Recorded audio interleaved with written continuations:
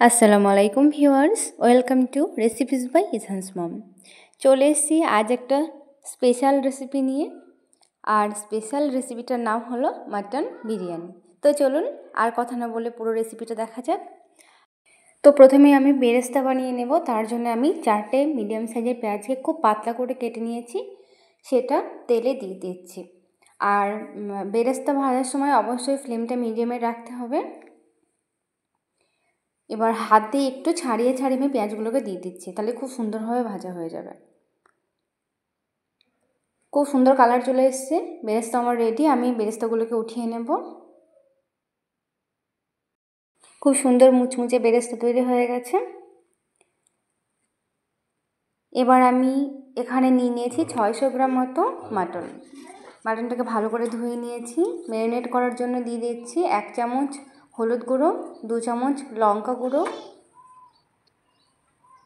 দিচ্ছি 1 চামচ জিরে গুঁড়ো, 1 চামচ ধনে গুঁড়ো,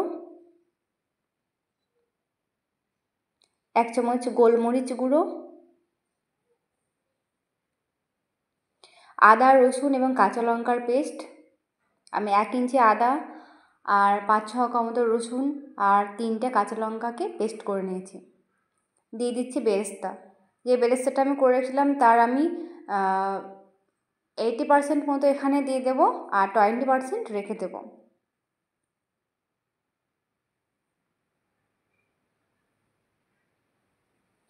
এবার দিয়ে দিচ্ছি বেরেস্তা ভাজা যে তেল ছিল সেখান থেকে 2 চামচ মতো আমি দিয়ে দিচ্ছি।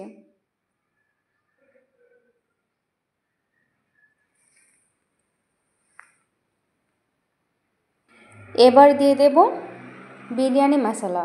আমি এখানে 2 চামচ বিরিয়ানি মশলা দেব।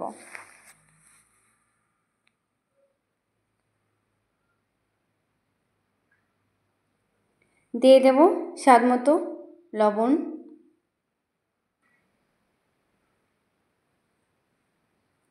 এবার সবকটা উপকরণ আমি খুব ভালো করে মাংসের সাথে মিশিয়ে নেব।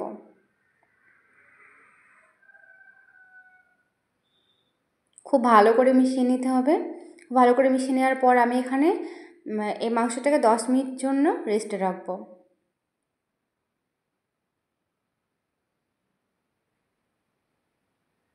10 মিনিট পর আমি এখানে খুব ভালো করে ফেটিয়ে নেওয়া 3 চামচ টক দই দিয়ে দিচ্ছি। মাংসের সাথে টক দইটা খুব ভালো করে মিশিয়ে নেব।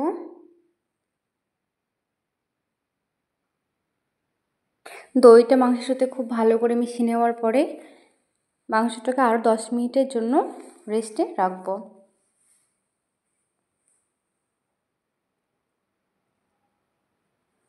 এদিকে আমি ওভেনে একটা কড়াই বসিয়ে দিচ্ছি, তাতে জল দিয়েছি ভাতের জন্য। দিয়ে দিচ্ছি সাদা তেল 2 চামচ মতো, স্বাদ মতো লবণ, গোটা মশলা তাতে স্টার, এলাচি, দারচিনি, লবঙ্গ, গোলমরিচ, জয়িত্রী। জলটা ফুটে উঠলে আমি চাল দিয়ে দিচ্ছি। আমি বিরিয়ানির যে চালটা সেটা 1 ঘন্টা আগে ভিজিয়ে রেখেছিলাম, খুব ভালো করে ধুয়ে নিয়েছি। এবার ভাত বানানোর জন্য কড়াইয়ে দিয়ে দেব।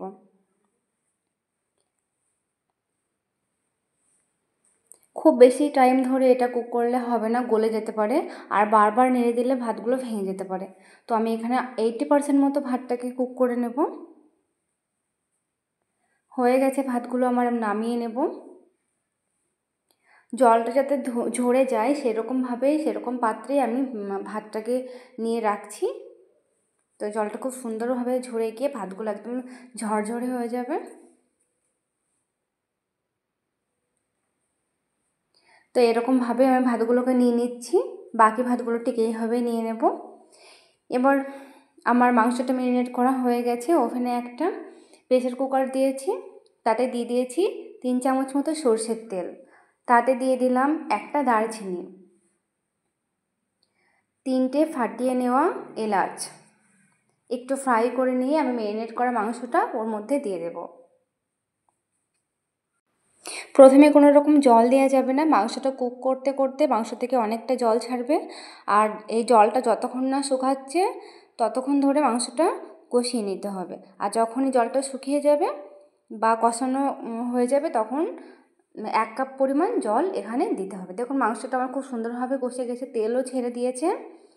এরকম অবস্থাতে আমি দিয়ে দিচ্ছি 1 কাপ জল। জলটা খুব ভালো করে মিশিয়ে নেব মাংসের সাথে। এবার মাংসের ঝোলটা যখনই ফুটে উঠবে তখন আমি প্রেসার কুকারের ঢাকনাটা বন্ধ করে দিয়ে সিটি দিয়ে নেব। আমি এখানে 7-8টা মতো সিটি দিয়ে নিয়েছি, এতে খুব সুন্দর করে মাংসটা সিদ্ধ হয়ে যাবে। এরকমভাবে আমি 7 থেকে 8টা মতো সিটি দিয়ে নেব, তাহলে আমার মাংস একদম রেডি হয়ে যাবে। মাংস আমার একদম তৈরি হয়ে গেছে, আমি এবার নামিয়ে নেব একটা পাত্রে।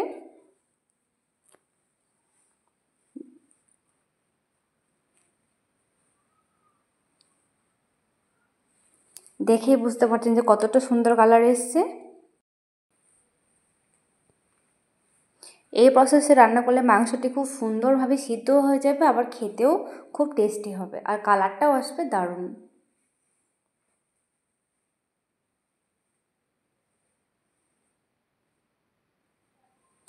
এবার আমি বিরিয়ানিতে দেওয়ার জন্য কিছু আলু কেটে নিয়েছি, তাতে দিয়ে দিচ্ছি স্বাদ মতো লবণ,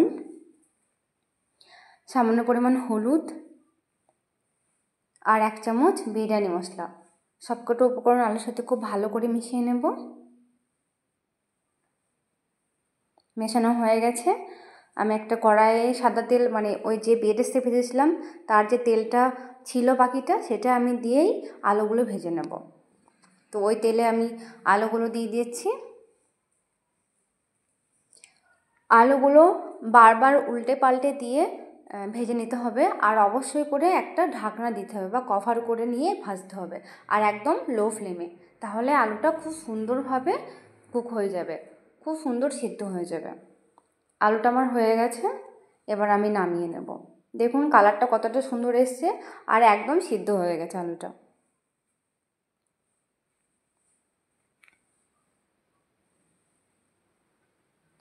এবার আমি মূল প্রসেসে চলে আসি। বিরিয়ানি বানানোর জন্য প্রথমে একটা কড়াই নিয়ে নিয়েছি, কড়াইয়ে খুব ভালো করে ঘি মাখিয়ে নিয়েছি। তারপরে যে মাংসটা ছিল কষানো, তার থেকে কিছুটা মাংস আমি দিয়ে দিচ্ছি। এবার দিয়ে দেব বিরিয়ানি ভাতগুলো। সবগুলো ভাত আমি একবারে দেব না, আমি এখানে 2টো স্টেপ করব, তো কিছুটা ভাত দিয়ে দিচ্ছি।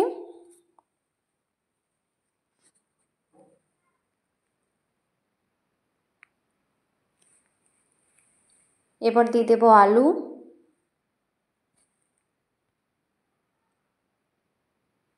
দিয়ে দিচ্ছি বেরেস্তা, বিরিয়ানি মশলা, কেওড়া যে জলটা হয় সেটা দেবেন। আমি এখানে কেওড়া এসেন্স নিয়েছি, আপনারা কেওড়া জল, ওয়াটার সব কিছু দিতে পারেন। আর দিয়ে দিচ্ছি একটু কালার ফুড, আমি একটু কালার ফুডটাকে দুধে গুলে নিয়েছি, তো সেটা দিয়ে দিচ্ছি। আপনারা এটা না চাইলে না দিতে পারেন, স্কিপ করতে পারেন, কোনো অসুবিধা নেই। দিয়ে দিচ্ছি ঘি, আমি এখানে 2 চামচ মতো ঘি দিচ্ছি। এরপর দেব মাংসগুলো।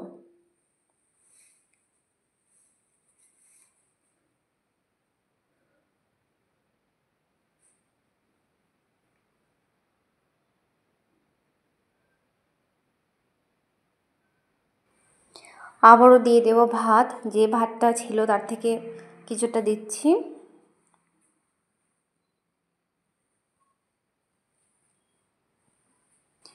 এবার দিয়ে দেব আলু, বাকি যে আলু ছিল আমার সে কটা দিয়ে দেব এখানে।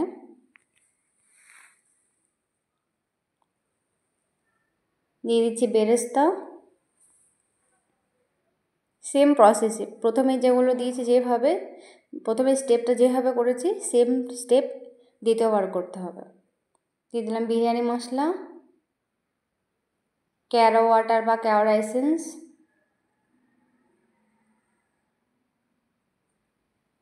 কালার ফুড,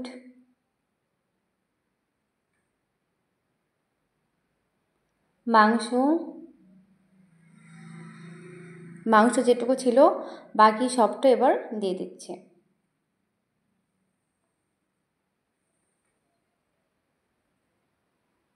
উপর দিয়ে দিয়ে দিচ্ছি ঘি 2 চামচ মতো। বাস দ্বিতীয় স্টেপ কমপ্লিট এবং বাকি যে ভাতটা আছে সেটা আমি দিয়ে দেব।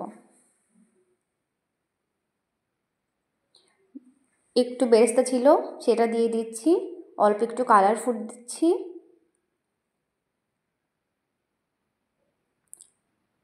আর দিয়ে দিচ্ছি একটু কেওড়া এসেন্স, আর দিয়ে দেব ঘি, 2 চামচ ঘি ওপর দিয়ে ছড়িয়ে দিলাম। দিয়ে দিচ্ছি কয়েকটা কারি পাতা, এটা অপশনাল, দিতেও পারেন না দিতেও পারেন। এবার ঢাকনা দিয়ে কভার করে দিয়ে আমি এটা 30 থেকে 40 মিনিট লো ফ্লেমে কুক করব। চলে আসলাম 30 মিনিট পর। আমার মাটন বিরিয়ানি একদম তৈরি হয়ে গেছে। এবার আমি কিছুটা বিরিয়ানি অন্য একটা প্লেটে পরিবেশন করে দেখাচ্ছি, কালারটা কতটা সুন্দর এসছে।